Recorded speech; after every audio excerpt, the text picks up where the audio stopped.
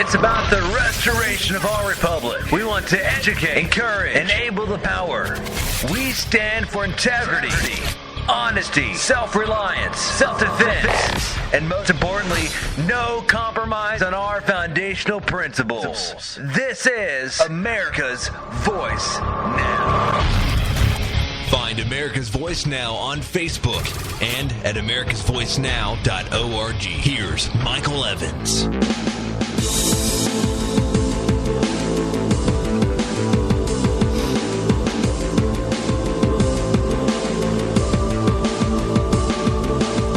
Good morning, America. You're listening to America's Voice Now. My name is Michael Evans. I am your host this morning.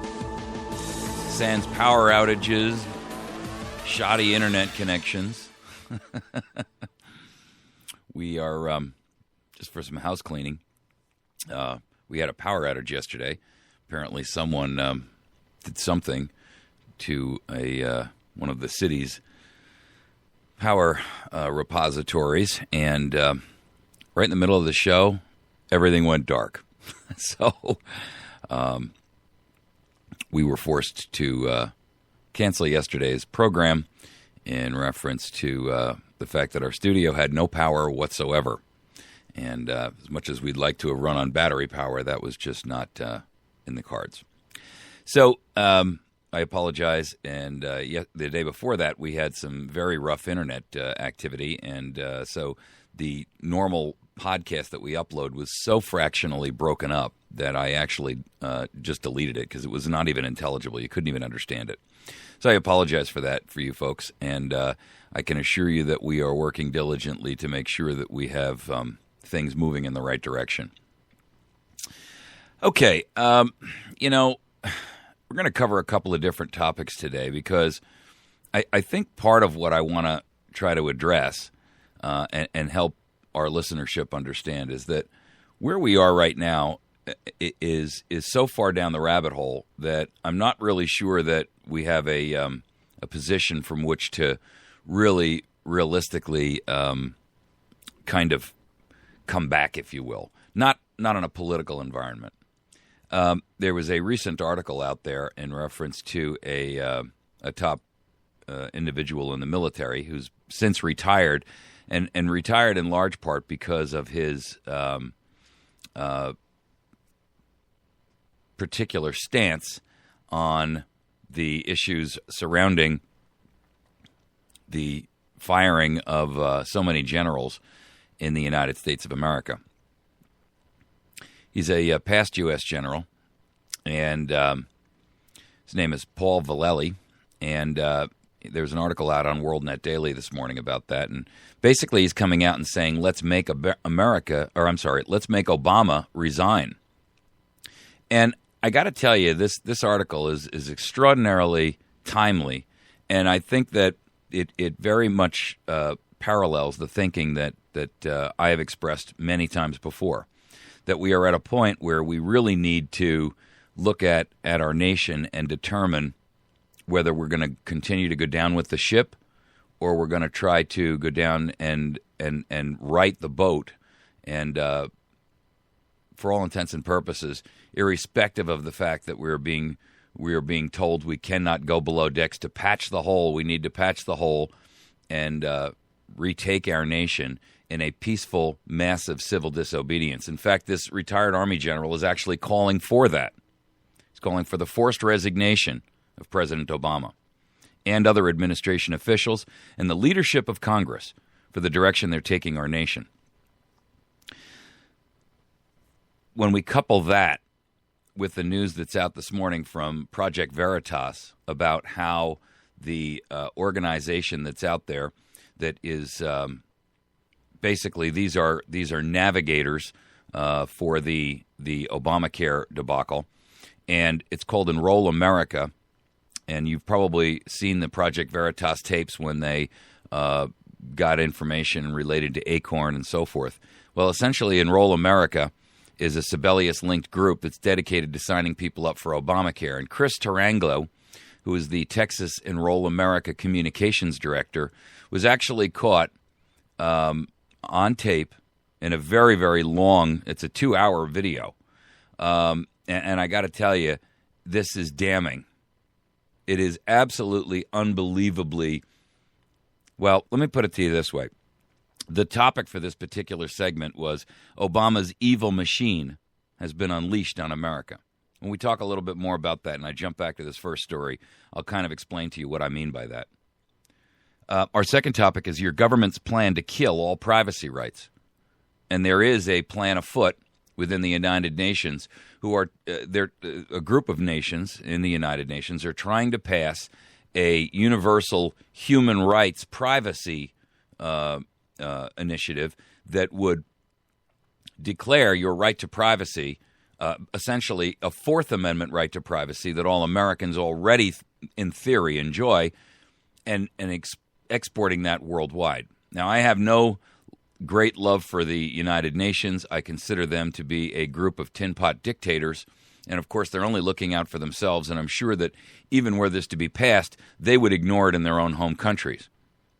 But at the same point in time, our government is actually working against that.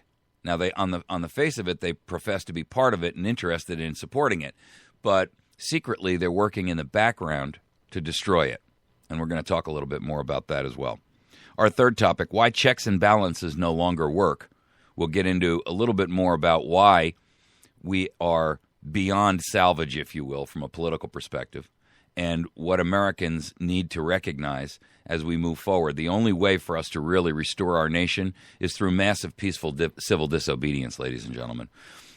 We are beyond the point where I think we can slowly return the ship. Our fourth topic, the Obamacare site. Word came out that it is 60% unfinished. Some of the major background pieces have not been accomplished. And in addition to that, we're being told by security experts, absolutely do not use the site. Your private information is subject to all kinds of, and I started to talk about this yesterday, but got chopped off after the power outage. So let's just delve into our first story. You know, this issue with Veritas, Project Veritas, and that's the fellow by the name of James O'Keefe. This individual from Enroll America is a political hack. He is tied together with a bunch of other 501c3, 501c4 organizations that and he mentions it a number of times during the course of the video. They have a rule book, and rule number 17 is doing whatever it effing takes. Now, that ought to tell you something, because that phrase says, in today's translated English, that is the Machiavellian principle of essentially the concept that it doesn't matter. The means justify the ends, in other words. In other words, it doesn't really make any difference what we have to do to accomplish our task as long as we get there, as long as we accomplish the task. Whoever we step on, whatever we do, doesn't really matter anymore. And this video is incontrovertible evidence of the evil that this Machiavellian machine has been enabled and brought to life, conjured from the pit of hell. It has come to life, and it exists, and it is swarming across our nation. And my point to you is this. This type of an internal treason and a tyranny that is perpetrated by your fellow Americans, regardless of whether it's for ideological reasons or for money or ego or power or whatever it is, it must be stamped out. The IRS and the election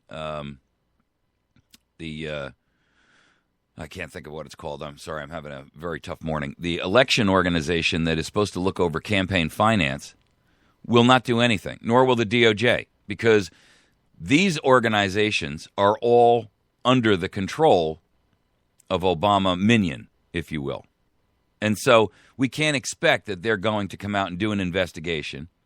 And you can bet this POS who is running this thing will be working today, tomorrow, and long into the future, tearing our nation apart for money, ideology, ego, power, whatever it is, whatever his thing is.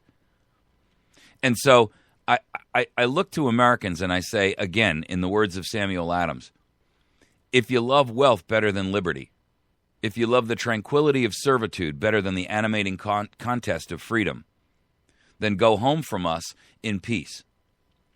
We ask not your counsel, nor your arms. Crouch down and lick the hands which feed you, and may your chains rest lightly upon you, and may posterity forget that you are our countrymen. You see, these people have already abdicated. They have already conspired with evil. And there is no excuse. There's no excusing it. There is no rationale. There's no justification. This is clear and incontrovertible evidence of treason, and it should be dealt with as such. The problem, folks, is that we have a nation which is at war with itself. And it's beyond politics at this point. It's beyond ideology. The problem is that we have lost the ability to desire the animating contest of freedom.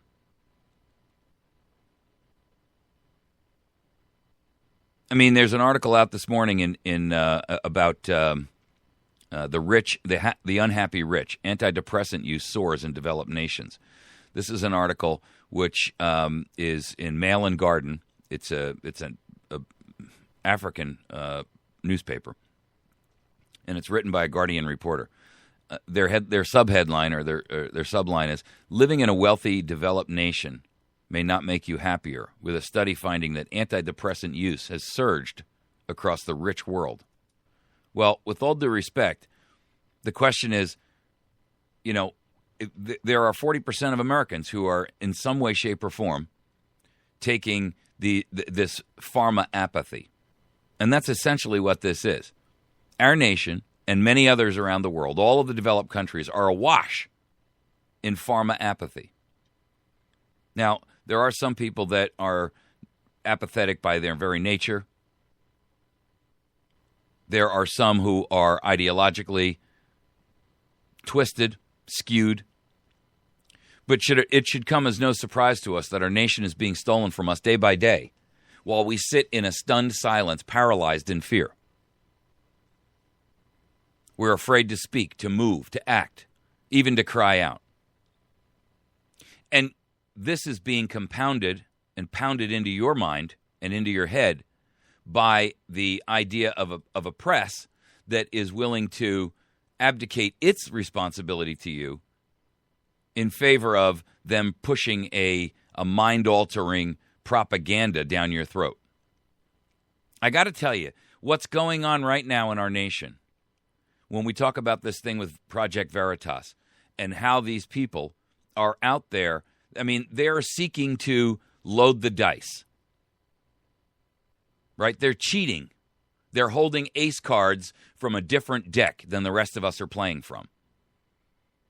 And I got to tell you, what's going on? Listen, why is it a guy like O'Keefe with a shoestring budget can go out there and find this, but the journalists who are paid to do such work, who are alleged to have journalistic integrity, who are supposed to be out there fighting the good fight to keep America honest, to be a check against government tyranny, why is it that they won't do their job? You see, what's going on right now is the constant level of propaganda that you see coming down through our nation is part of this Machiavellian evil machine. And it's been unleashed on us like a dragon has been unleashed into our midst. It's hungry, and the owner and the master of that dragon knows exactly the consequence of doing that. See, what's happening with us right now is there are those who are under the effects of this pharma apathy. There are those who are voting out of the largesse of the public treasury for their own personal benefit These are the people who are literally surviving on the largesse of the taxpayer. There are those who are, for all intents and purposes, ideologically aligned and so deeply invested in the Kool-Aid they've drunk that they cannot find their way clear. And then there are those who actually benefit from all of this. These are government employees. These are the ideologists who run these thousands upon thousands of administrative agencies that are literally beating the snot out of you every day. And I want you to think of what's going on in our nation right now and the liquid that's being poured down your throat and into your ears and into your eyes as something completely different than the way you've thought of it before. You'll hear stories about it from time to time. There's a drug out there, I think it's called Rohypnol or something. And it's a drug that's given to people. It's a date rape drug. And basically what happens is somebody will spike, somebody else's drink with this drug called Rohypnol. And it makes them, for all intents and purposes, incapable of they're helpless to resist. And they may be, relatively conscious, but not by much, and they are, for all intents and purposes, paralyzed. And what I want you to do is I want you to begin to think of what you're seeing, the constant torrent of lies and betrayal and misdirection and misinformation and disinformation that's being fed to you as a date rape drug for your mind. Because right now, you are helpless to resist that which you know to be an utter violation of you and your nation. The propaganda that we are fed by every major news media organization in the nation, and that's all the television channels and stations and news organizations out there, including Fox News. You think Fox News is representing the fair and balanced arguments. Let me tell you something. They're just as biased as everybody else. They refuse to talk about something so critical to America's education and future like Common Core. Why is that? Because Roger Ailes and Murdoch are hip deep into the conspiracy of Common Core. And a conspiracy it truly is. And so you are, and every major newspaper that's out there, every major organization, and most of the media is owned by about 6 different corporations, which are all controlled, I might add, by the Council on Foreign Relations. It all goes back to that. If you want to ever do your own due diligence and homework on that, go back there and find out what the CFR really stands for. Do some homework on it. Look at their history. Look at their history from inception to current today, and understand what they are. They are an organization that is dedicated to globalist corporatism, where corporations, for all intents and purposes, are the silent shadow government over and above the elected government. And we're living it. You see, your mind is being date raped. Every single moment, every single day, every piece of news you hear.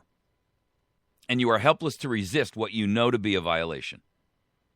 A violation of your own spirit, your own belief systems, your own mind, your own free will.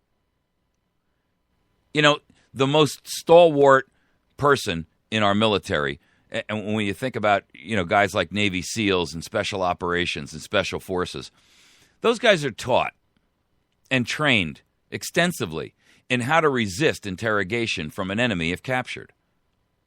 But they'll be the first ones to tell you that in the event that they are captured, there is almost no way under truly prolonged interrogation and manipulation and mind control that they can remain true to their real intent. Almost everyone at some point has a breaking point, and we don't know what that takes. Everybody's different, but you see, what's happening is you are constantly under assault by an enemy, and the enemy is based and housed in predominantly has its center of command and control in Washington, D.C. Look, the simple reality of this is of all of what's happening around us today is that we are falling into a decline of fascism led by a government state-sponsored level of terrorism that you would expect from a third world country. The only difference is that the people that are promulgating this terrorism, domestic terrorism, upon you are wearing suits. And that's the truth. Everything else is marketing. Everything else is misdirection. Everything else is a lie.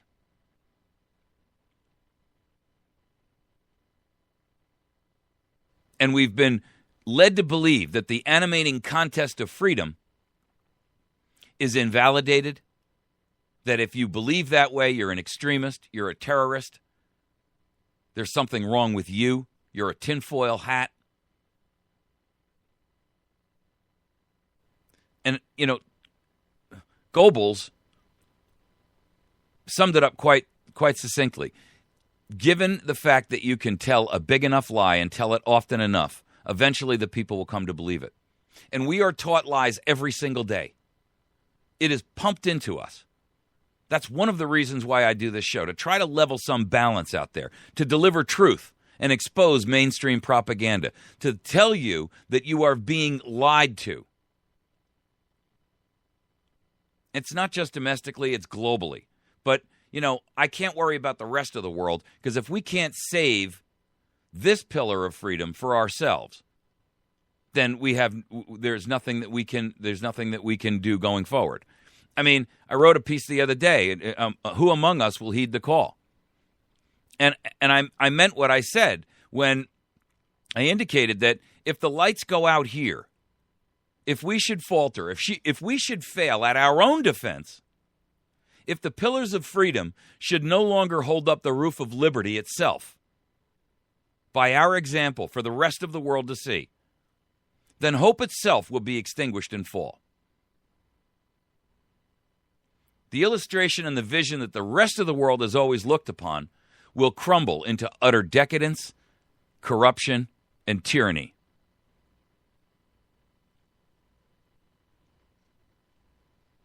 The truth is, I don't know where you stand personally, but I know that we have reached a point of no return.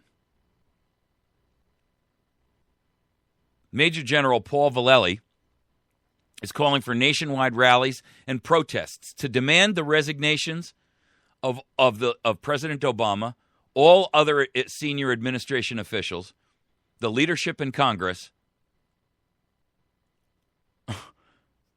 I mean, this is a major general, and he's not alone. He's calling for a peaceful uprising. He's the chairman of an organization called Stand Up America. I strongly urge you to go to their website. It's called standupamericaus.org. Standupamericaus.org.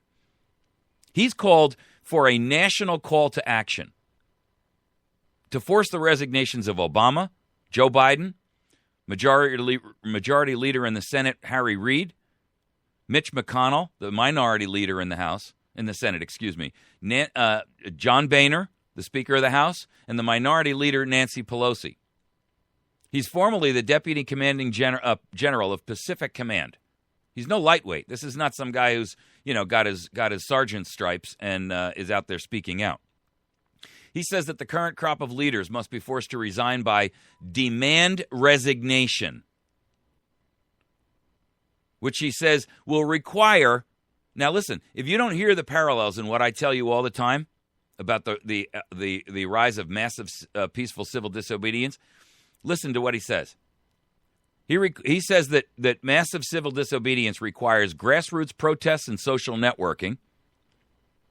Impeachment, he says, is not a viable option because of partisan politics. I said that to you the other day. The Senate has to pass a 2/3 vote to impeach Obama. That's never going to happen, folks. Quote, our federal government continues down the path of destroying America. Americans must now stand up and put America back on the right track. He says that the federal government has not subsided in sucking the oxygen out of America. quote, "And we call to action all branches of government to do your constitutional duty and not be led astray in the cultural and moral decay of America. We have witnessed far too many lies, as well as the deception and the corruption of our republic." You know, there's a statement that comes out of our Constitution, or out of our Declaration of Independence. And I want to remind you of it because it is true when we look at what the realities of our situation are. When a long train of abuses and usurpations, pursuing invariably the same object, evinces a design to reduce them under absolute despotism, it is their right, it is their duty to throw off such government and to provide new guards for their future security. Ladies and gentlemen, are we any different than the founders and the people who wrote that declaration? Is your future not as valuable as theirs was? Are your children not as valuable to you as theirs were? I mean, where is it that you say, I have to draw the line in this modern world that they couldn't pass? They couldn't draw. Why were they so different than you? They pledged their lives, their fortunes, and their sacred honor on the line. Is what you have worth so much more than what they had? I don't think so. I think at the time, these were the gentlemen who, for all intents and purposes, they lived the life of the elite in their day. They were wealthy, they were landowners, they were people in positions of government, and they did what they did, and they said what they said, and they wrote what they wrote, with the knowledge, the full knowledge and intention that they were basically declaring themselves in treason against the government of King George III. And that they were revolting. It was a revolution. They knew that some of them may not live through it. And in fact, the truth is, many of them didn't. They lost their homes, their businesses, their families, their farms, their plantations. They were burned out, imprisoned. Their children were killed in battle. Their families were killed and murdered and raped. I mean, the list of abuses that was perpetuated upon them by the king at that time far outshines anything that you as an American will have to go through if we have the courage, if we have the conviction to stand up and fight now while we still have an opportunity to do so in a peaceful and civilly disobedient manner. As I've written in the plan to take back America, place all state and federal capitals under civil disobedience siege, I've outlined a plan. I'm not saying it's perfect. I'm just saying it's out there. But at the bottom of it, it has the quote from Churchill that says, "If you will not fight for the right when you can easily win without bloodshed, if you will not fight when your victory will be sure and not too costly, you may come to the moment when you will have to fight with all the odds against you and only a precarious chance of survival. There may even be a worse case. You may have to fight when there is no hope of victory, because it is better to perish than live as a slave." Our time for evincing the change is almost over. The time when we can do this with no bloodshed, when we can do this with a massively civilly disobedient action or series of actions, is almost over.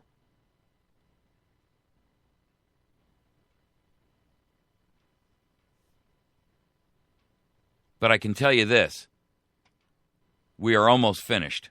Vallely comes out and says, "It is time that we rise up and shake off the existing government and form a new one, as declared by Abraham Lincoln." Shake off, says Vallely, means replacing government leaders. He argues that America today bears many similarities to the fall of Rome, and it's not immune to collapse or even revolution, which has happened many times in history, quote, unquote. External and internal threats could precipitate this as well as any financial collapse. We're in a war for America. A civil uprising is still not out of the question as pain grips the country more each day. This means raising your voice now to your neighbors, family, co-workers, and friends. Be the captains of your souls. I pray for another George Washington to appear within the year and to lead us. Ladies and gentlemen, does this not sound like the message I shout from the rooftops every single day? It's identical. This is coming from a man of credibility, of stature, of experience, of worldly knowledge, governmental experience, and knowledge and wisdom. He was a major general in the United States Armed Forces. You don't achieve that position stepping in on a Wednesday and be granted your major general bars the following week. He's privy to more information than I'll ever be privy to. He understands the game and how it's played. And yet our messages are identical. If you will not take it from me because you feel that I wear a tinfoil hat and lack credibility, then please, by all means, take it from him. Please visit his website because it is crucial to your survival. It's called StandUpAmericaUS.org.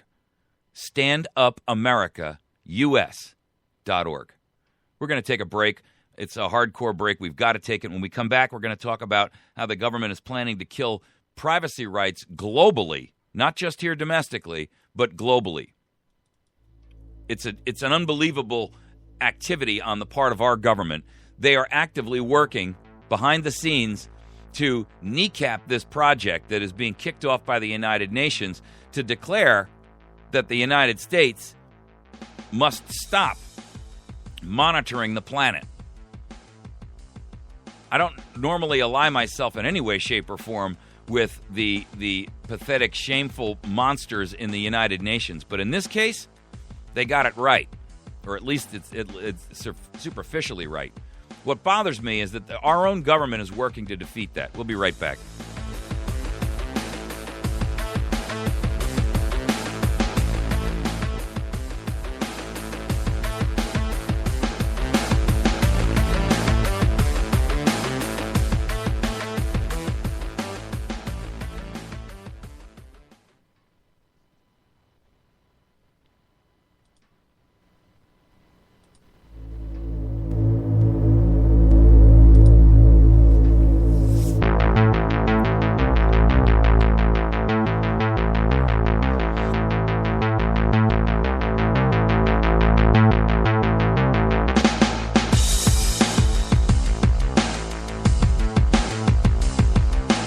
All right.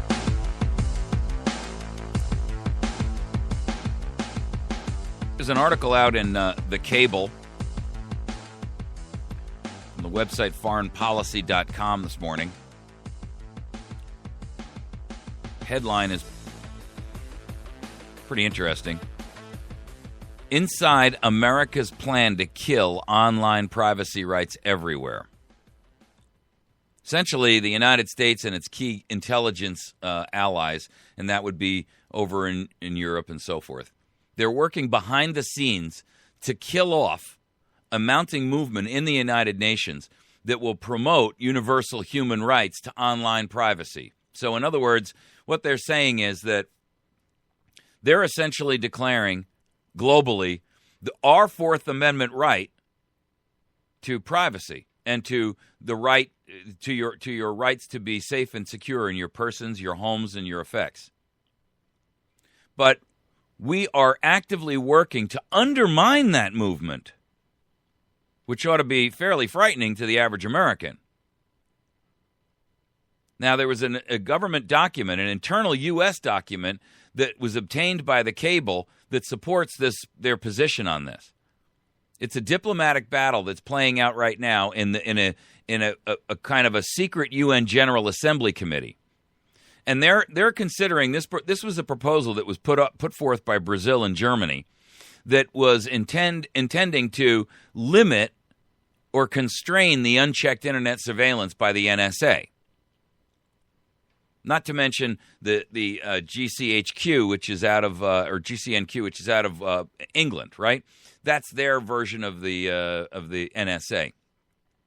And American representatives to the United Nations have made it clear that they won't tolerate that kind of limitation on global surveillance. Really?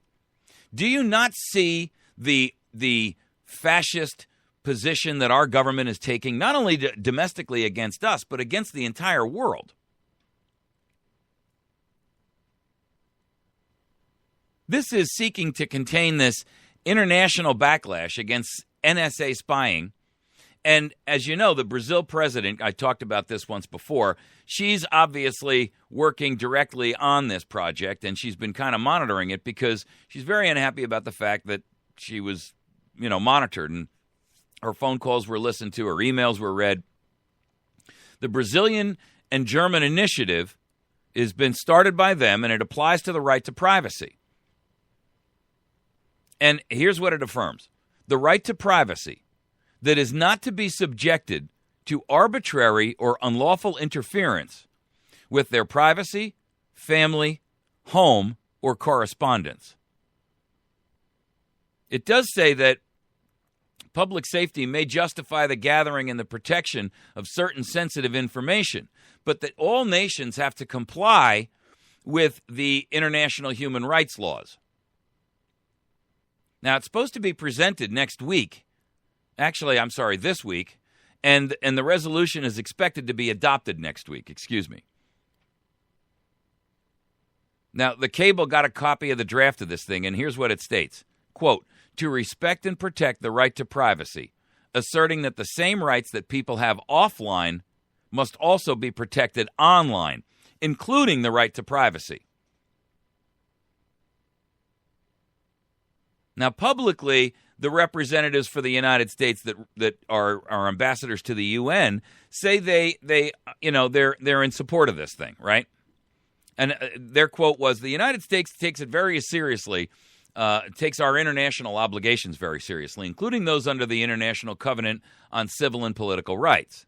We have been actively and constructively negotiating to ensure that the resolution promotes human rights and is consistent with those obligations." That's what they're saying publicly. But here's the problem. On the backside, they're pushing hard to get this thing killed.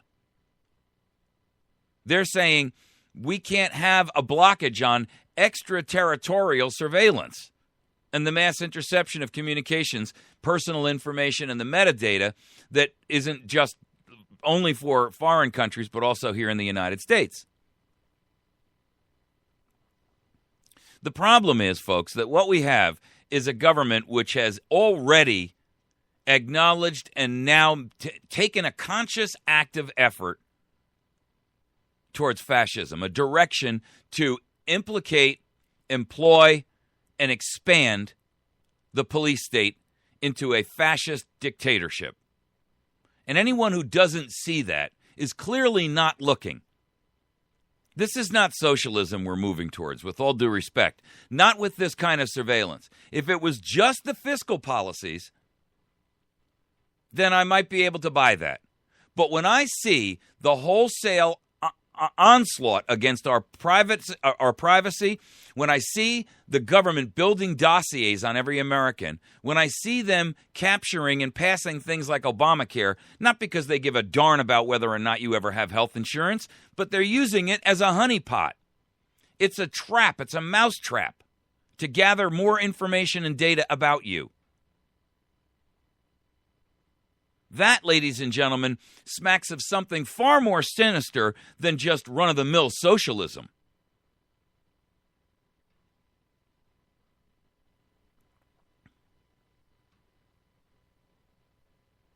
You see, the problem is that they recognize that without the ability to build these massive enemy databases, and that's essentially what they are, they're building a database on everyone so that they can weed out and determine who is part of the ultimate enemy list.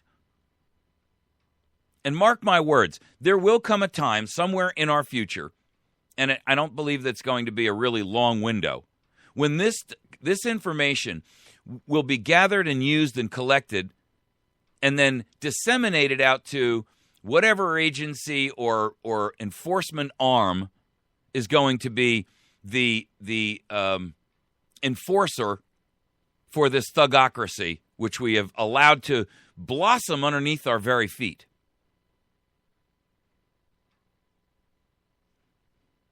Our enemy is living in our home. They're eating our food. They're reading our mail. They're monitoring us and taking notes about everything that we do in a plot to ultimately destroy us. You can deny that if you want, but I can tell you right now, at some point in time in the future, you're going to have to recognize how far down the rabbit hole we've fallen.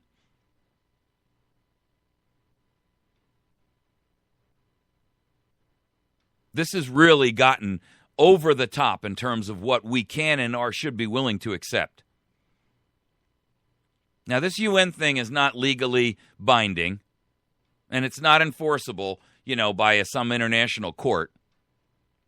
And I don't advocate international courts having sovereign rule over the United States of America. I'm drawing this to your attention because I want you to recognize what Machiavellian machinations they are going through on the back end to subvert not only your rights, but the rights of the rest of the planet. Because believe me, once they've gotten the United States to knuckle under, they're not going to stop there. We are just the pillar holding up the roof of liberty over the rest of the planet. And when we're down, then the rest of them will be easy pickings. That's the point.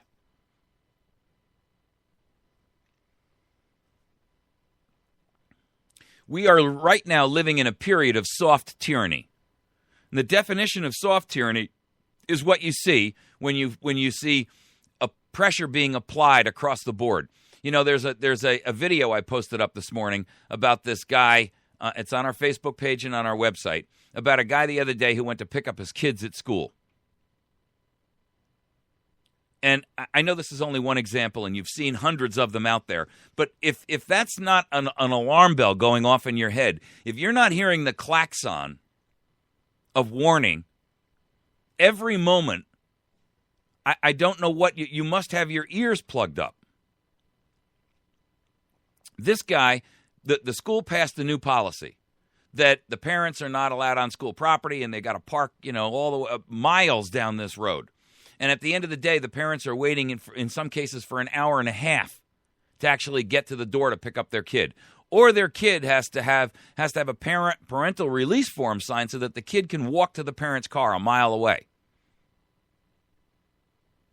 This guy said, listen, he's my kid. I'm picking him up. I'm not signing off on your stupid release. And that's the end of it. I'm here to get my kid. It's my kid. And the guy was actually arrested. Welcome to your new role. See, you now are no longer a parent. You no longer have control over your family. You're merely a babysitter for the child that belongs to the state. You are expected to pay for their maintenance. You're expected to pay for their upkeep and their food when you're allowed visitation rights to see them in some minor custodial part of the day. In other words, from, let's say, 4 o'clock in the afternoon until 9 o'clock when they go to bed. You get a 5-hour visiting window with them.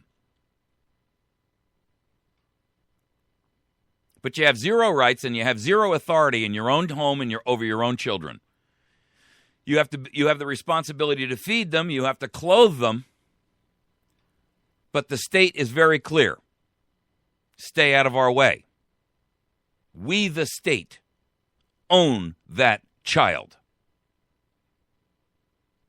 I'm reminded of an old song I used to listen to by a band called Rush, and it ends with, and it's kind of a dystopian, futuristic song that ends with the following: "We have assumed control.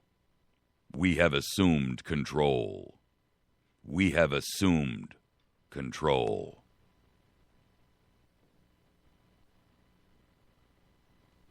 Do you not see, ladies and gentlemen, what is happening to this nation of ours?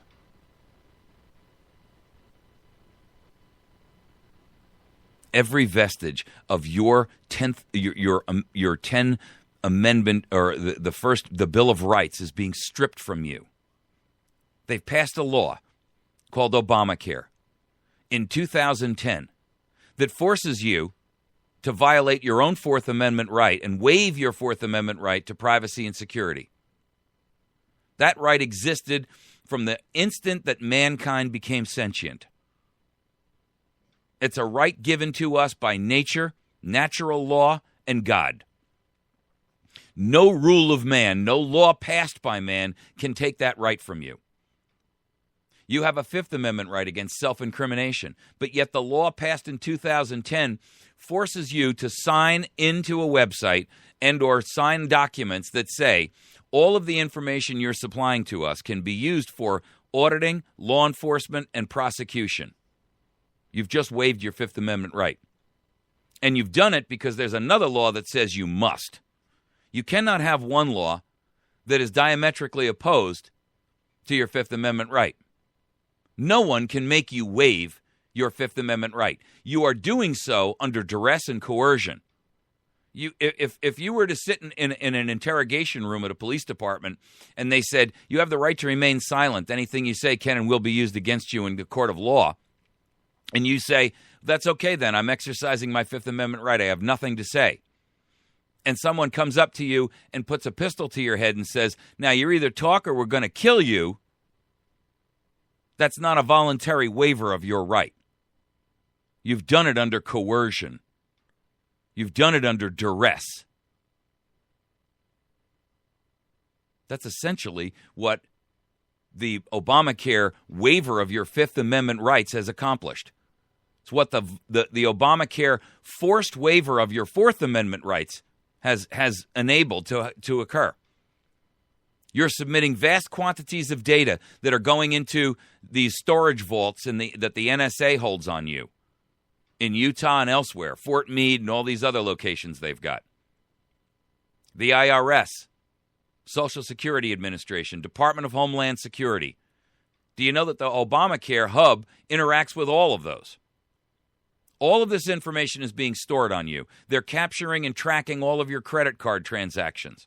So they know what books you read. So they know what things you buy. So they know where you travel. So they know what your likes and your dislikes are. What are your political beliefs? What are your ideologies? What are your religious beliefs? Why does government need that, if not for some nefarious purpose, to be used at a later date against you? I rest my case, folks. You don't understand because you refuse to stand up and say, I have had enough. Whether you're doing that out of fear because you don't want to be on a list, or you don't want to be penalized, or you don't want to be the first one to go to jail, or you don't want to be the first one to fall under withering fire, I don't know and or frankly care. What I do know is that we as a nation, unless we are willing to stand up and take control of this government again, we are lost. And the only way that that's going to happen is if we rise up and demand it to be so. Your government has already killed your domestic privacy rights. How do I know that? Well, I'll give you another example. The secret FISA court, this is the spy court that grants the NSA the authority to do what they do. They just came out the other day, and there's a headline on the Washington Times. Spy court says NSA has exceeded their bounds repeatedly, but judges approved all data requests anyway. Did you know that over 500 times since the institution of the Patriot Act, between 2005 and 2011, not a single time has the FISA court said no? Not one. 500 applications submitted, 500 rubber stamped. This is for the obtaining and the monitoring and the securing of records from businesses, bulk telephone, internet data, all of this information. Not one time did this secret court say, you know what, we're turning you down on this one. 1,000 pages of documents were released last Monday that show that even though the court has repeatedly chastised the government for overstepping its authority, not one single time did they rein them in. And that's why our next segment is called Why Checks and Balances No Longer Work. They don't work. The court was there as the weakest member to keep in check the two strongest members, the executive and the legislative.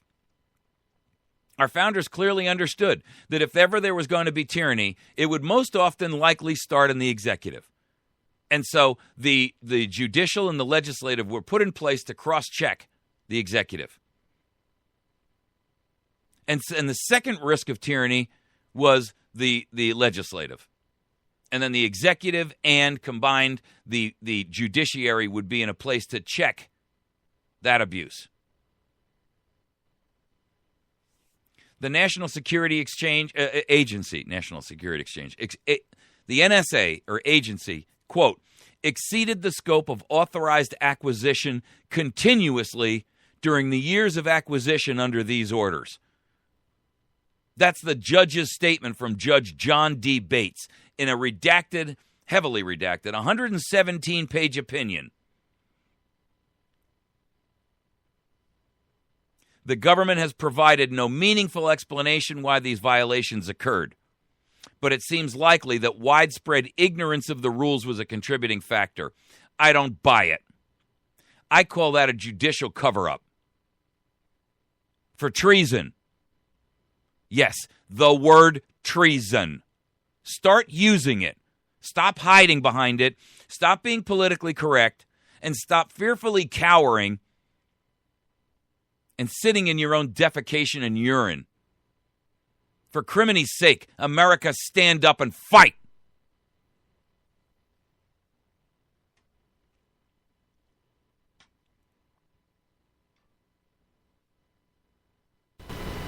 This is beyond the pale of imagine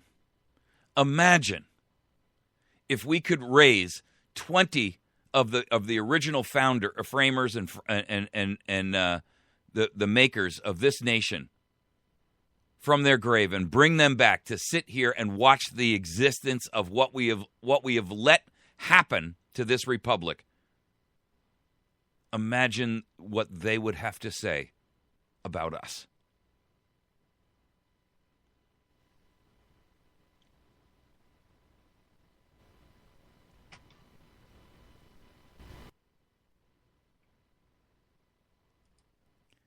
We're going to take a break.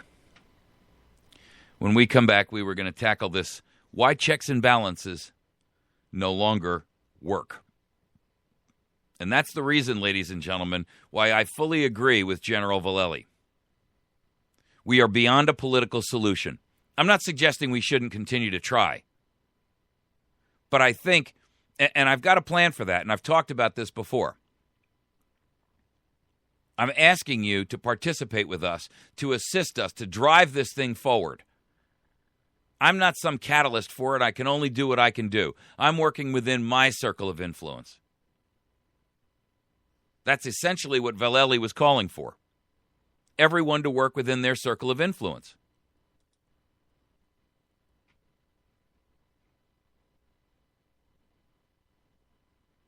We'll be back in just a moment. You're listening to America's Voice Now.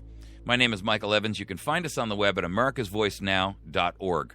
You can find our Facebook page at facebook.com/America's Voice Now. Even if you're not a Facebook member, you can still read the articles there. If you are a Facebook member, please hit the like button. That helps us to not only share our message with you, but also with your circle of influence. And even if it helps just generate a new topic of conversation, a new flurry of discussion amongst you and your circle of influence, and you have an opportunity to use this, one of our messages that we post up there as a launching pad to say, hey, what do you guys think of this? Get the discussion started. You can also find us on YouTube at youtube.com/America's Voice Now. Share them as often as you can. We'll be right back.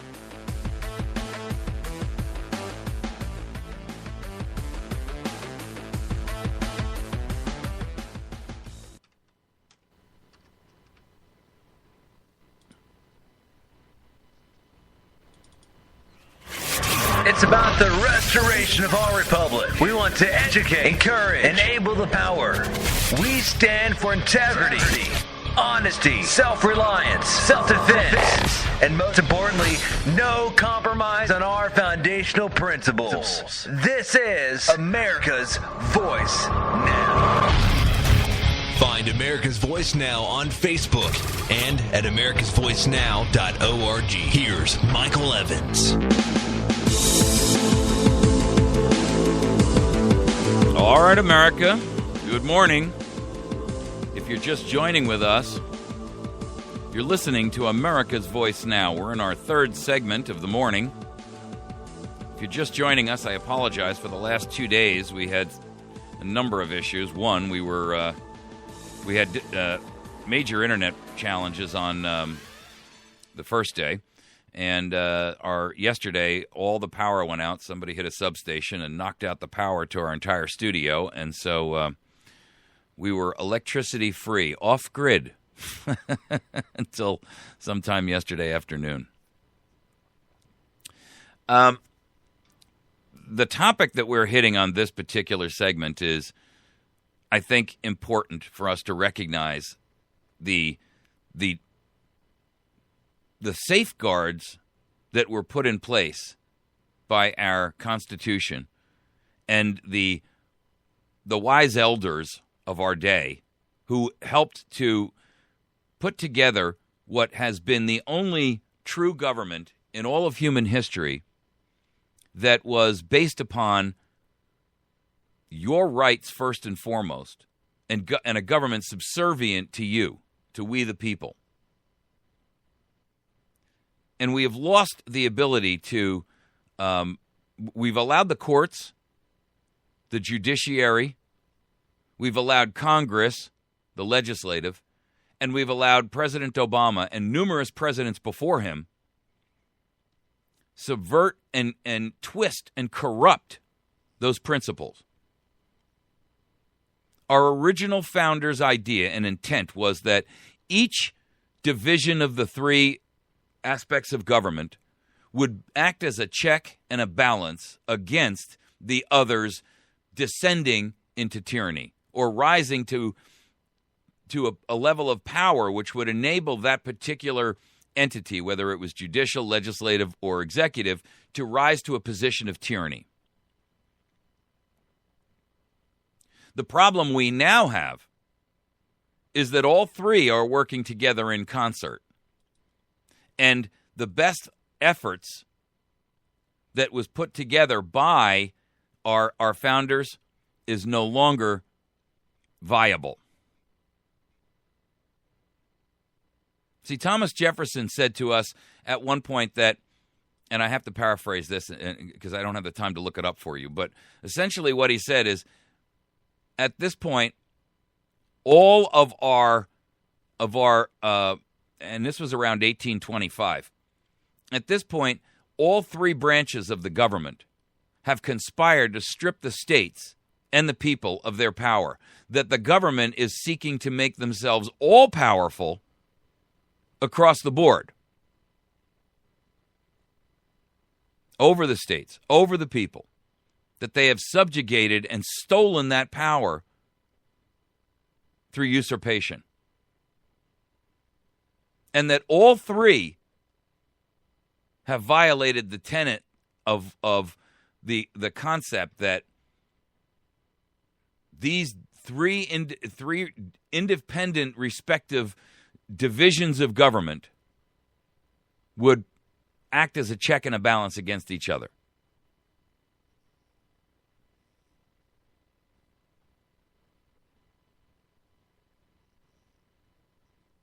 The truth is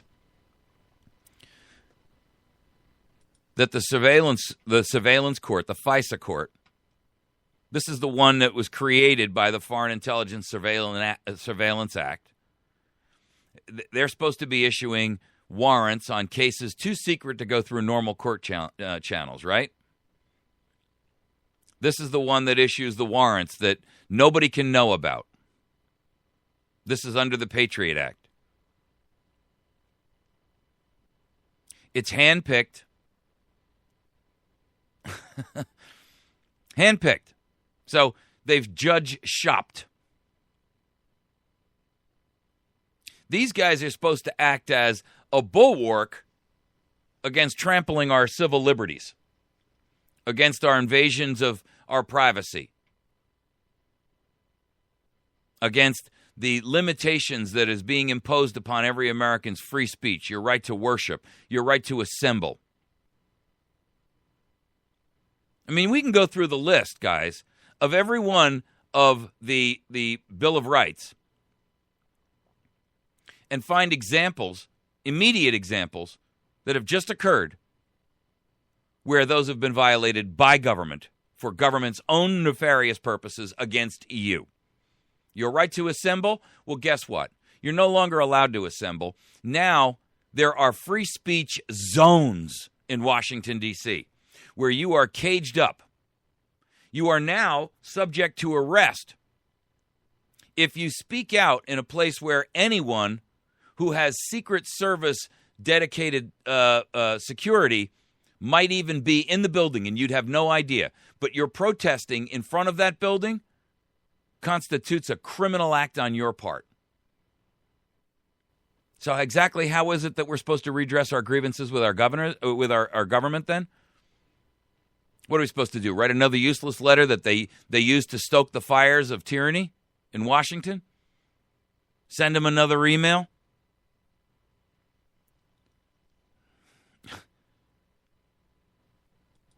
It's beyond comprehension that our nation is willing to sit down and accept this level of abuse.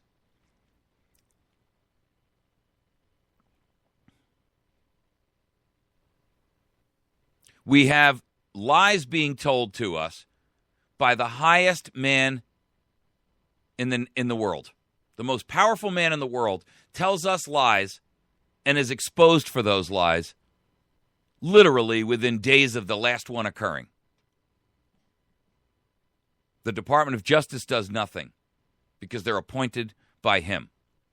You can't appoint a special prosecutor because Eric Holder's the guy who has to appoint that prosecutor. And if you think for a moment you're going to get an objective person, you're fooling yourself. The courts refuse to stop the man. And he appoints those. He appoints the justices to the Supreme Court. And he appoints justices to the federal courts. You don't think that's called stacking the deck?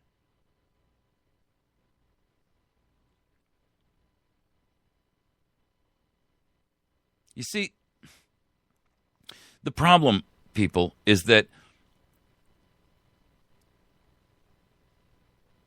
the Congress has been compromised beyond salvage. They can no longer act on our behalf because they have sold themselves and their allegiance to money, power, fame, fortune, and keeping whatever skeletons they have locked up in their closet. If the NSA is building a dossier on you, and they are, and the IRS is contributing, and Social Security is contributing, and Department of Homeland Security is contributing, don't you think they have the same files on people in Congress? Well, of course they do. And they know in Congress who's got a drinking problem. They know in Congress who's philandering around on their wife. They know in Congress who's got a problem with drug addiction. They know in Congress who has a problem with little boys or little girls underage. They know who's got a bad real estate project they did, like Harry Reid, stealing millions, misusing his government authority and his insider's knowledge to go out there and enrich himself. They know that. And they've got empirical documented proof of it in their own private communications, via phone, via writing, via email. They know who the players are. So how hard is it, do you think it is, to simply have someone visit Senator so-and-so or Representative XYZ and say to them, you know, you don't know who I am, but I just thought you might want to see this. and slide them an envelope. And in the envelope is either a printout or perhaps a statement taken out of what they thought was a private email. Or maybe it's a photograph of them in the arms of a woman that's not their wife. Maybe it's a picture of them at a party in a compromised position. You see, the point is this. They have been corrupted beyond all salvage in Congress. And therefore, I agree 100% with General Vallely that it is time for us to remove them and demand a forced resignation. How do we accomplish that? Well, for starters, it's up to us as a massive citizenry to stand up and say, we will tolerate this no more.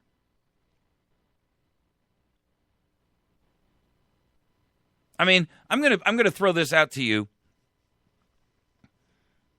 as a scenario and ask your opinion or ask you to have this discussion with yourself.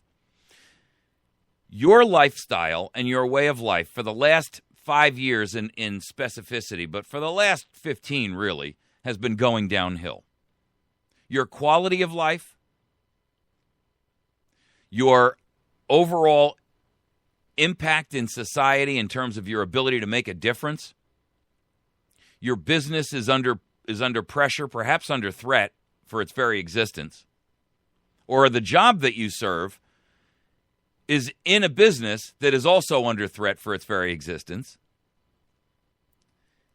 Our jobs are being given away. Our money is being stolen and siphoned off and redistributed around the world or into the pockets of people that really, are so unimaginably wealthy that we can't even conceive of it. It's like trying to sit there and conceive of what does $1 trillion really look like in bills.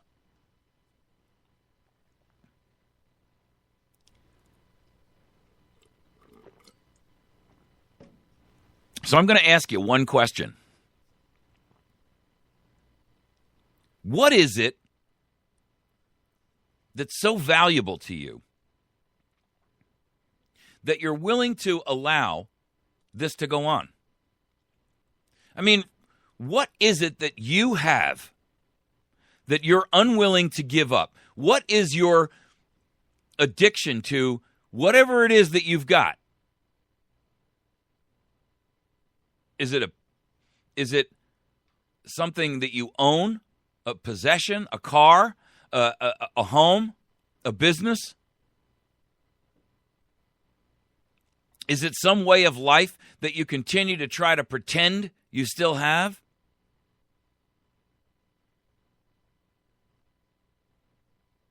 Is it control over your family, which is rapidly being stolen from you as your children are being indoctrinated into a Hitlerian youth?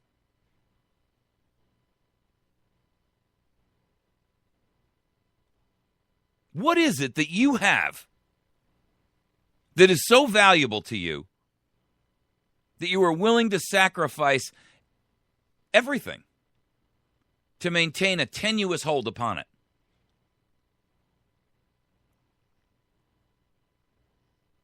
Patrick Henry said to us, "What is it that gentlemen wish? What would they have? Is life so dear or peace so sweet as to be purchased at the price of chains and slavery?" What is the thing that has you chained to your little personal doghouse that stops you from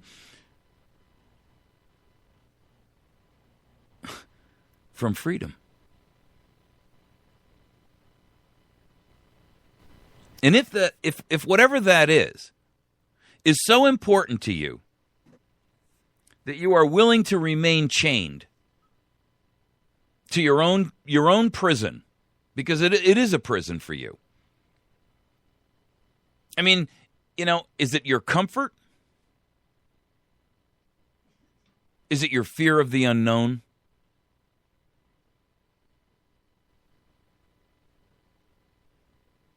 What is holding you back?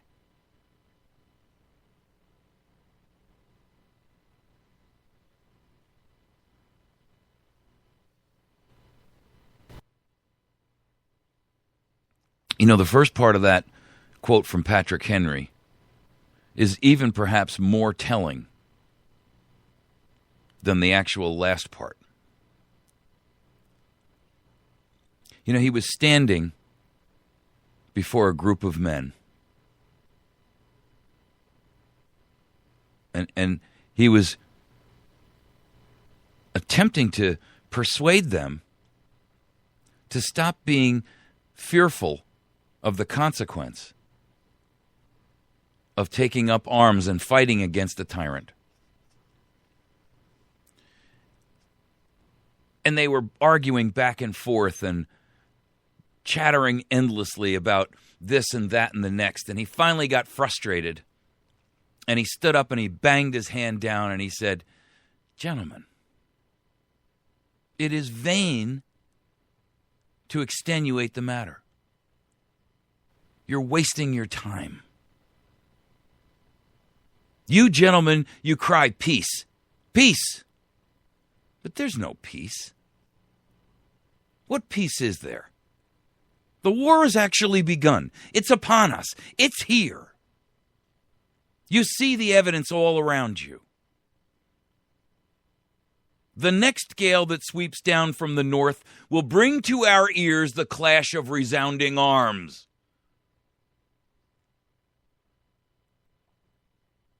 My God, our brethren are already in the field.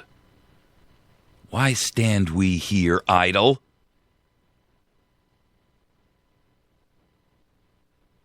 There's men dying around us, and we're sitting here chattering inanely. What is it that you gentlemen wish? What is it that you would have? Is your life that dear to you? Is that peace that you have told yourself exists so sweet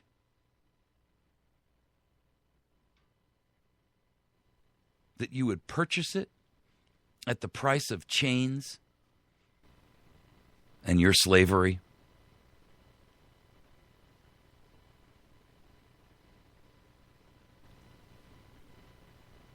I don't know what course the rest of you men are going to take. But as for me, give me liberty or give me death.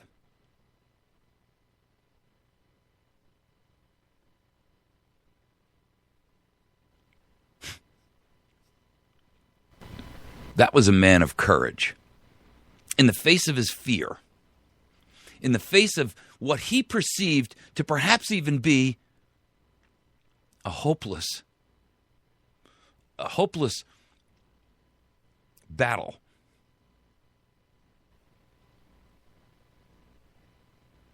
And yet he exhorted those around him and said, "Look at you. Look at you. Our brothers are dying in the field. And here you sit, chattering like gossiping fishwives. The battle's joined, and you want to sit here and argue about nonsense."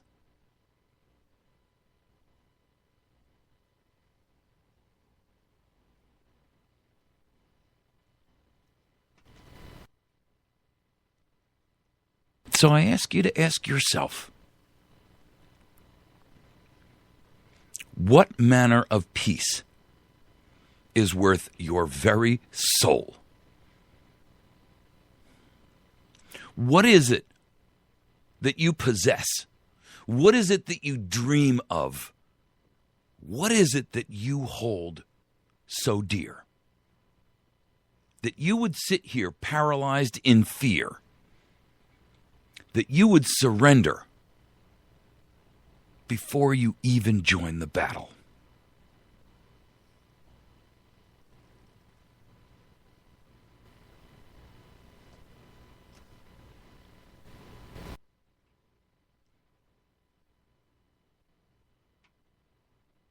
The checks and the balances no longer work.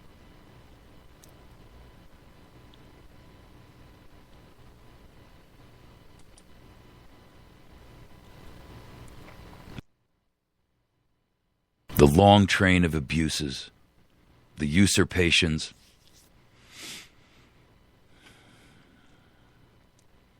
the design is clear.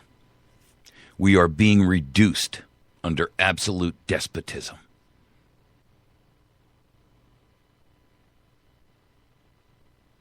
It's not just your right. It is your duty. It is your obligation to throw off the chains of tyranny, to provide new guards for our future security, for our posterity, for your life now and the lives of your children and your children's children.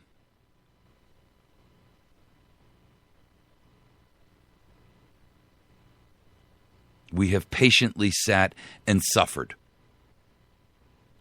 We have attempted to plead.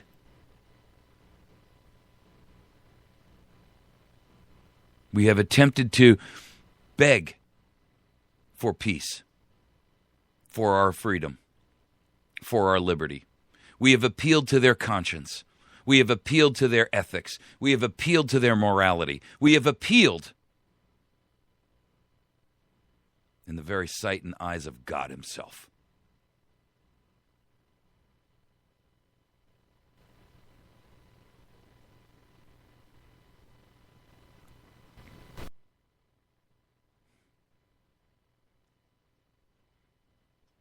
And we have been rebuffed at every chance, every opportunity, every window has been slammed shut.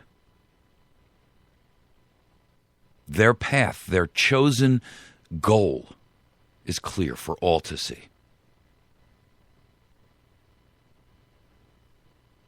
And the obligation is now up to us. The ball is in our court. Freedom, liberty is ours to lose.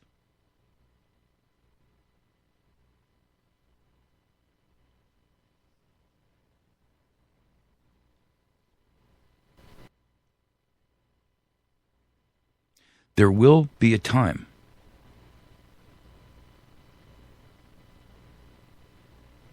when you're going to have to make a choice. When you'll no longer be allowed to sit upon the fence.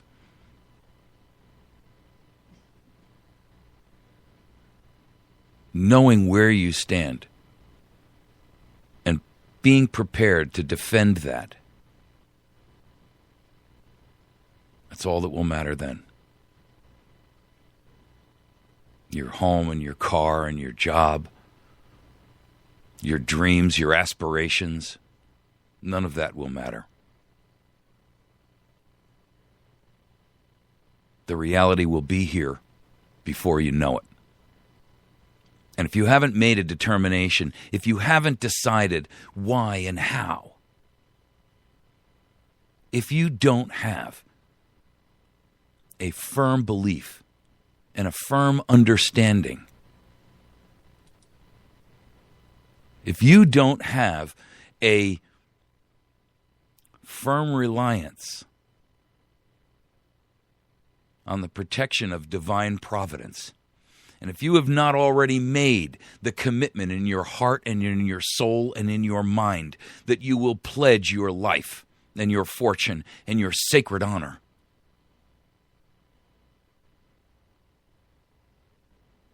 then you may not be able to make that decision at a later date.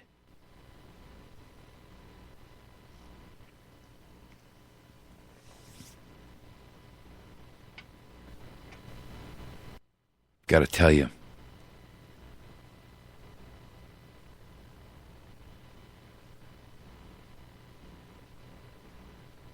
the time for you to make your decision is rapidly closing.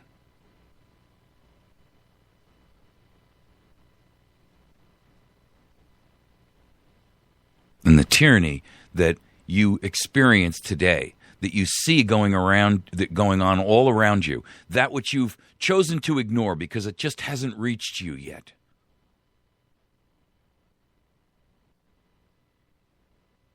And I'm reminded of Mueller,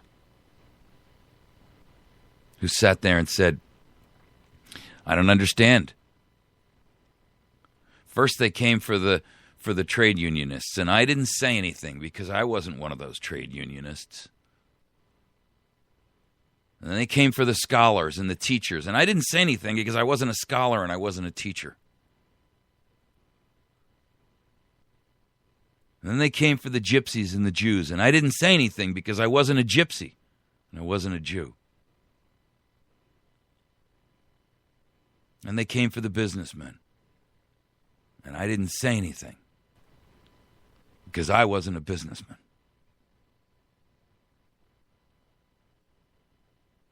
And when the day came when they came for me, there was no one left to say anything.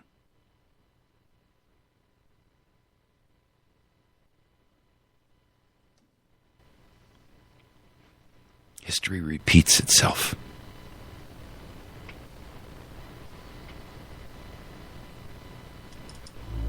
You've been listening to America's Voice. I'm going to take a quick break. When we return, we're going to talk about this issue about Obamacare and the hub. One of the things you can do civilly disobediently right now is to opt out, not participate, absolutely refuse. Do your part to help this thing collapse under its own weight.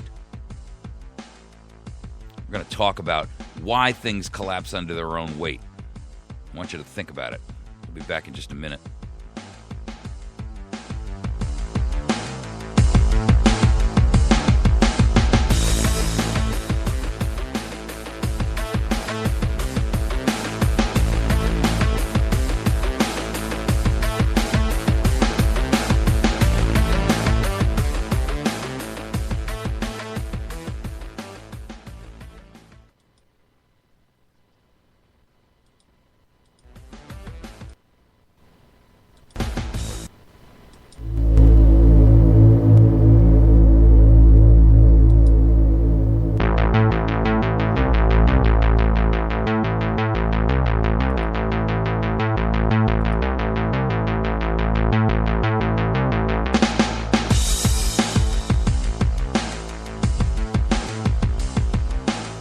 All right.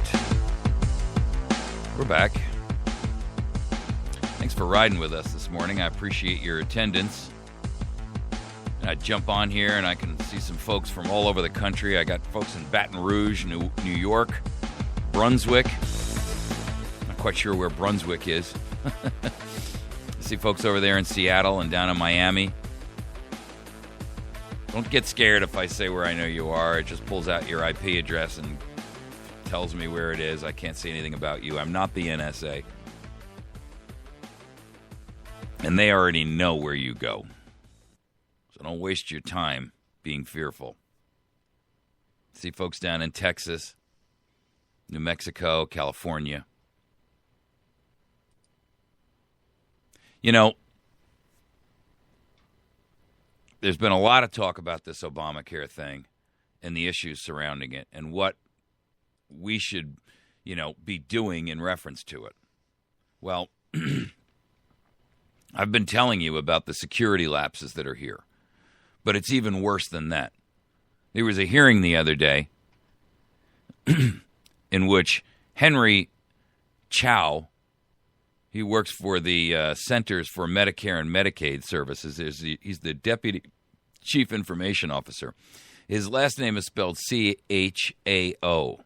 I think he should add an S to that and call himself Henry Chaos, because when you hear this guy's testimony, and this is about a 5-minute video, but I want you to hear it because it's pretty indicative of what's going on.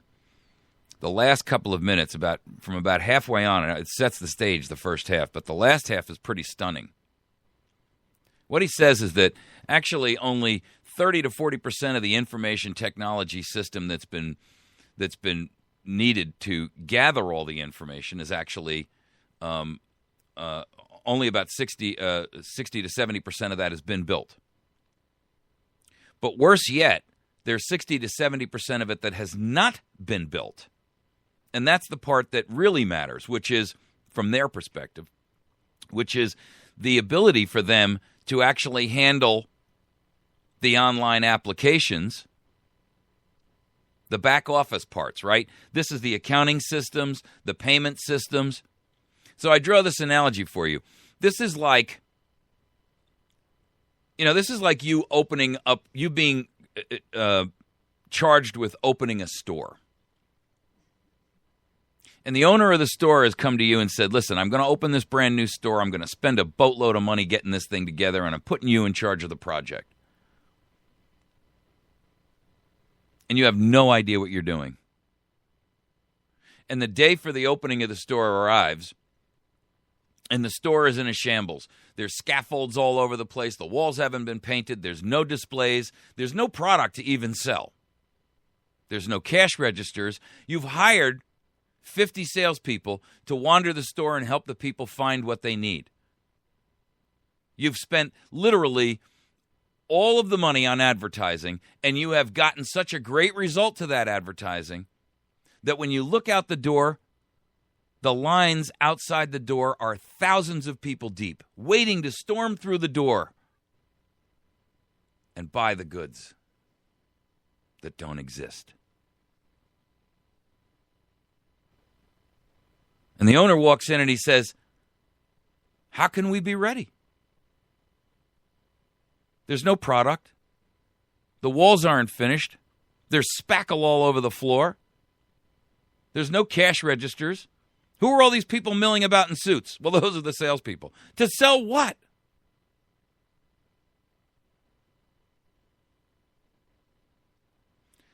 Obamacare is going to collapse under its own weight.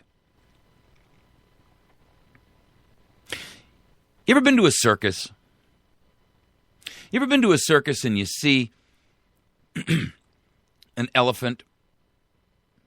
And at some point, they roll out this big round thing and they get the elephant to step up on it and he throws his trunk in the air. And then at another point, they get the elephant to sit back down on this thing. And the amount of weight that elephant bears and that round disc must be very, very strong to bear the weight of that elephant.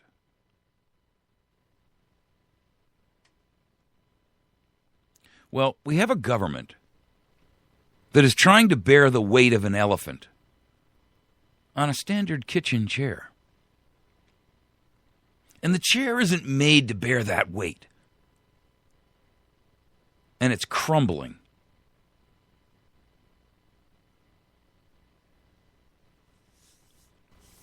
This government has become so top-heavy that at this point, all it can do and all it will do to retain its authority and its power, which is growing in literally leaps and bounds by the day,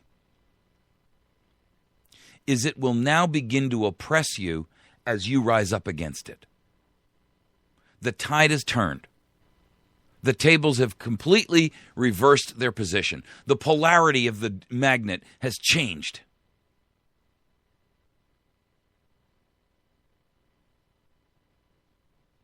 The master is now the slave. And the slave has become the master.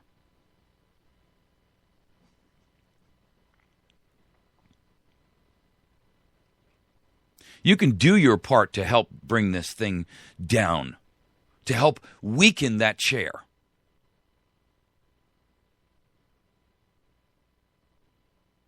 And I suggest to you that it will expose this big government for the overbloated, overweight, behemoth, tyrannical monster that it is. There's a poll out this morning that 90% of Americans want Obamacare either repealed or rewritten. Only 12%, even of Democrats, want it left alone in the condition it's in. 12% are willing to say, let's just wait a little bit longer and make it work out. That means, ladies and gentlemen, 88% say, nope, something's wrong here.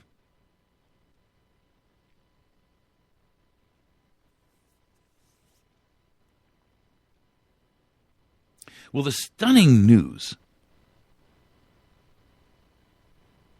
that this thing isn't even been built will blow your mind. I want you to listen to this. It's about 4 minutes, but it's a worthwhile listen. Solutions that may be possible in light of the healthcare.gov debacle. Have you had any conversations about changes you can make to healthcare.gov to assist the insurance industry? I think part of the strategy, I haven't spoken to issuers myself or been part of those meetings, but I think that as part of the strategy under Jeff Zients is to improve the experience of consumers, but that involves key third parties that are also key to this equation of getting enrolled, and those are agents and brokers, and working with issuers to fix certain aspects of the systems to make it work better. So have you had any discussions then about providing insurance companies with the ability to directly enroll, or anybody in your agency department? We had designed something called direct enrollment into healthcare.gov, or part of that FFM system architecture to accommodate that. And so that's ready. That feature's been turned on, or it has not been turned on? It was not working well initially, like many other things, but we have been performing fixes and optimizing it and working with issuers to get direct enrollment up. So have you had any discussions about giving insurers direct access to information on eligibility for subsidies? Only in terms of the result. There is a series of security yes. handoffs. All right. That's a yes, then? Yes. Okay. Thank you for that. Do you, going back to the question, the feature on the website, will that happen in the future then, to that question? Discussions about giving insurers direct access to information on eligibility for subsidies, do you believe that will happen in the future? What he's talking about here, folks, is that you have to log in order and give all of your information before they'll let you see what the price is. I mean, if you went to that store I analogized before, and you said, I want to come into this store and I want to shop. And they said, well, that's fine, but first you have to tell us, first you have to prove who you are, show us your identification, and show us your tax returns so that we know that you're qualified to buy here. And then you can't see what we have for sale or what the price is going to be until after you have given us all of your personal information. What would you say to that store owner? It's not really direct access. It's more of a handoff, a secure handoff in which they've collected enough information about the applicant and their, or an agent and broker, and this person has given authorization for consent to work with them as a third party. So that's a yes then again as well? It's not access direct to eligibility data. It is a more involved process that protects the person's information. But they'll be getting the information. The insurance company will be getting the subsidy access. They don't get to calculate it. That is a marketplace function. But they'll have information on eligibility for the subsidies. Direct access. Only as a result of the marketplace handling that data, not touching that eligibility data themselves. When the committee's been reviewing materials, it indicates that some parts of healthcare.gov were not completed before the launch, as we've discussed here. What portion or here it comes. Percentage of the website remained to be created when you launched on October 1st?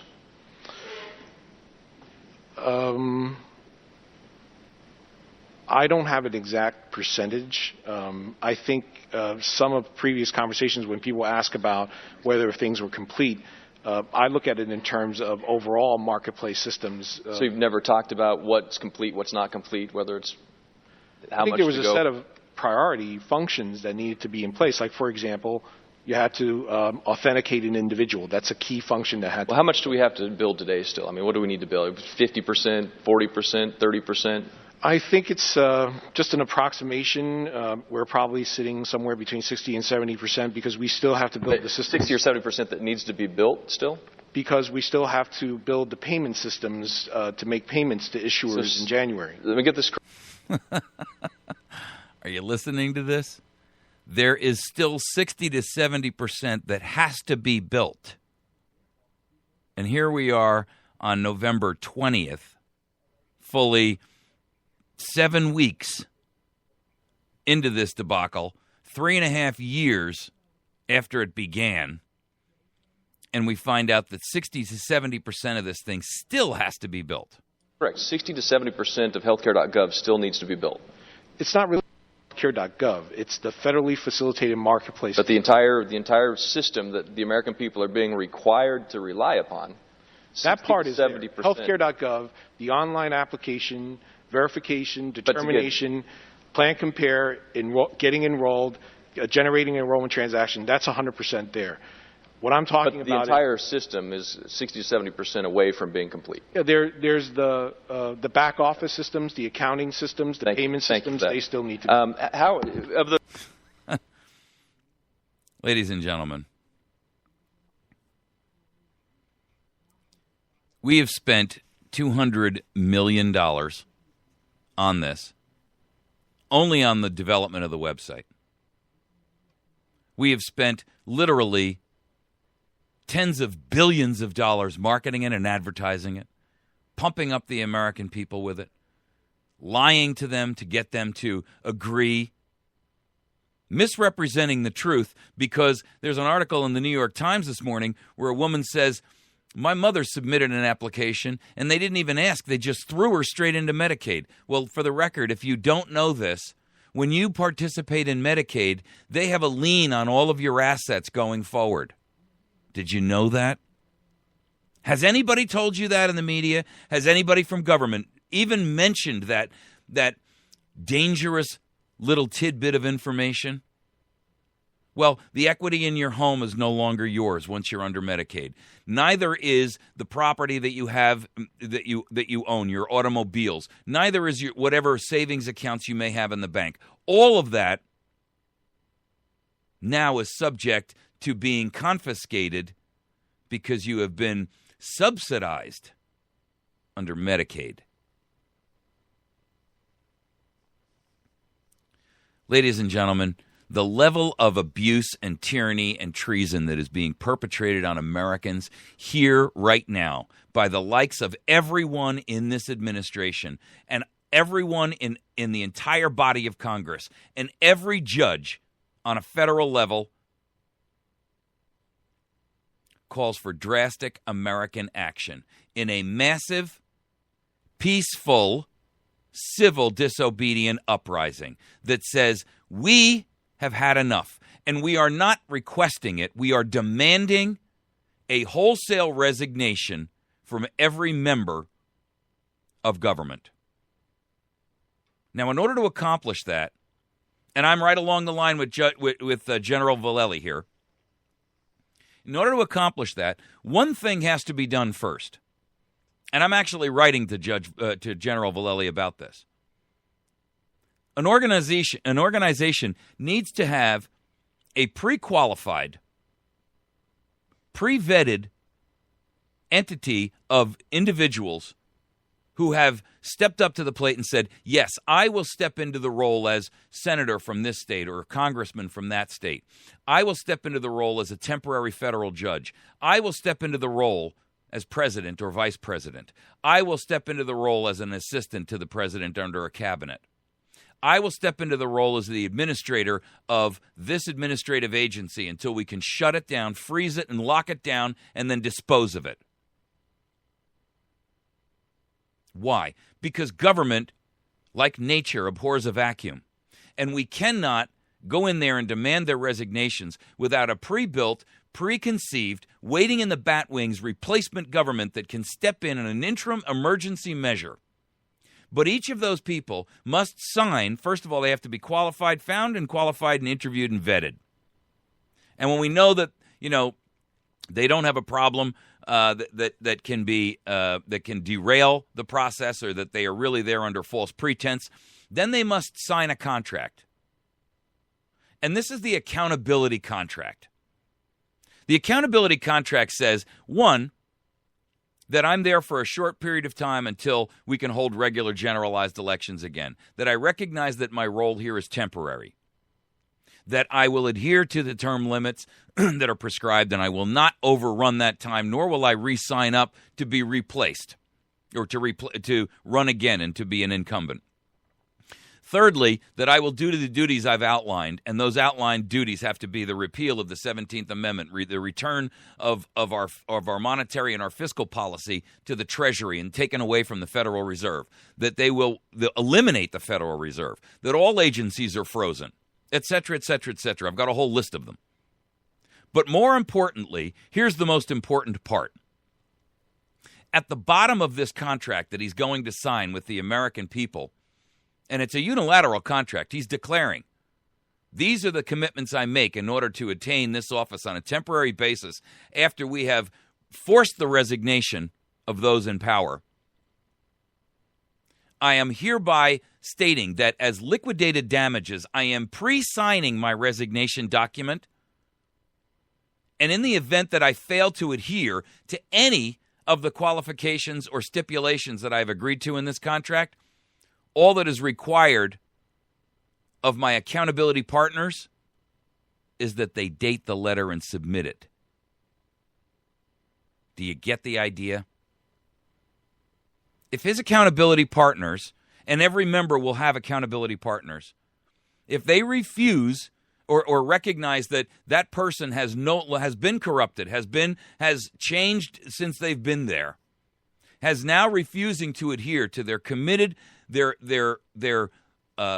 agreed upon terms, then all they have to do, the accountability partners, is date the pre-signed resignation letter and submit it to all media outlets and say, so-and-so has resigned. They have not done their job as they committed to do. That's an accountability factor that puts us back in the driver's seat.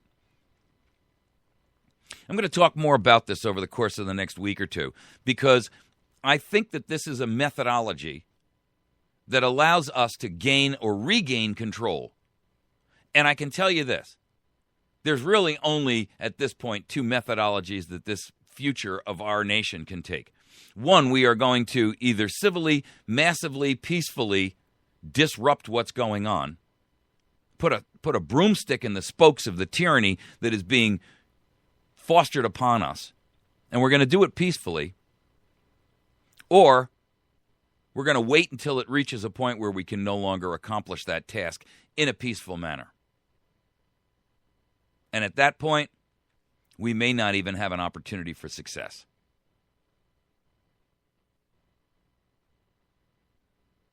I'd like you to think about this concept of an accountability contract. I've actually got an acronym for it. I'm working on it, and I'm working on writing it up, but I want you to think about it because it truly has the ability to put us back in the driver's seat.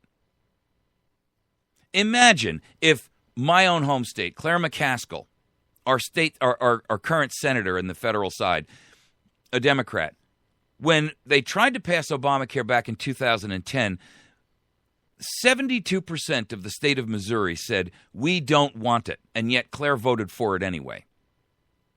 Now, assuming for argument's sake that there was an accountability partnership and accountability partners that had been appointed to work with Claire, and that committee of accountability partners said, listen,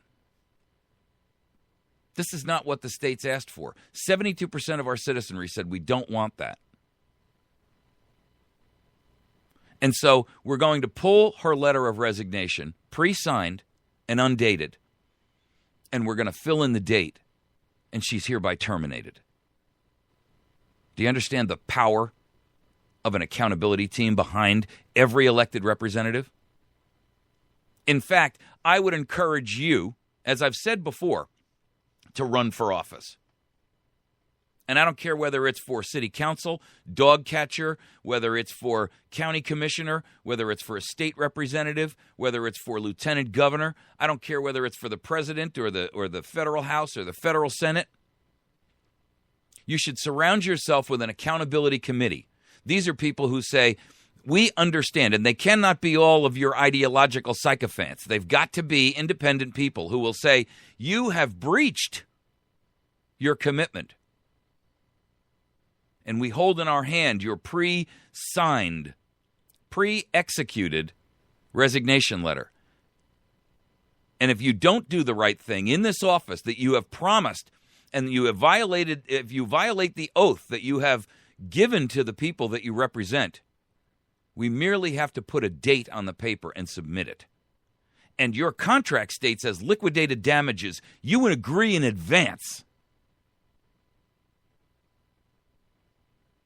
Ladies and gentlemen, we have a level of accountability never before seen or heard of in the United States of America. And it doesn't take a constitutional amendment to get term limits.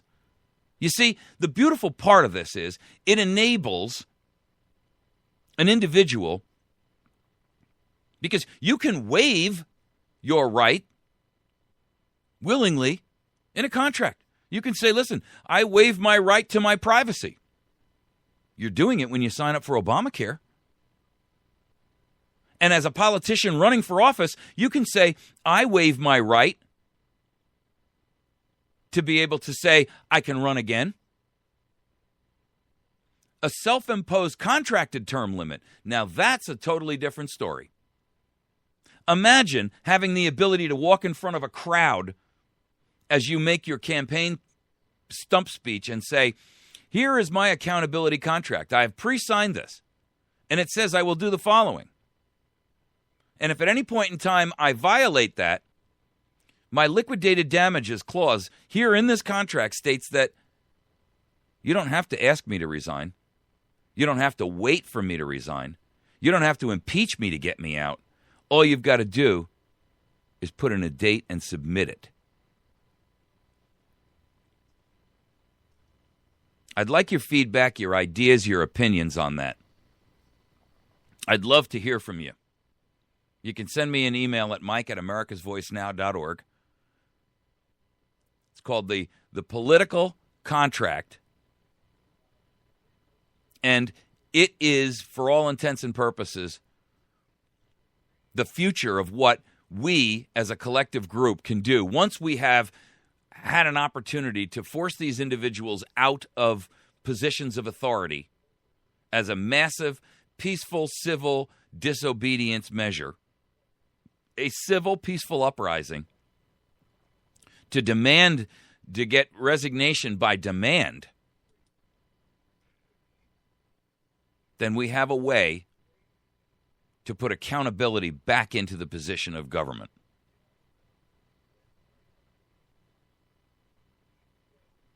You've been listening to America's Voice Now. My name is Michael Evans. I am your host here. Please find us on the web at americasvoicenow.org. I'd like your feedback on this particular topic in this segment or any other one that we did this morning. You're certainly welcome to email me at mike@americasvoicenow.org. You can also find us on Facebook at facebook.com/America's Voice Now. Even if you're not a Facebook user, you can still visit the website and see all the links and stuff that we put up there. Follow all the stories. You can't comment. If you are a Facebook user, please hit the like button because that helps us to spread the word and increase our circle of influence by incorporating your circle of influence. And sometimes something we post may just trigger a great opportunity for you to open up a line of discussion with your own personal circle of influence.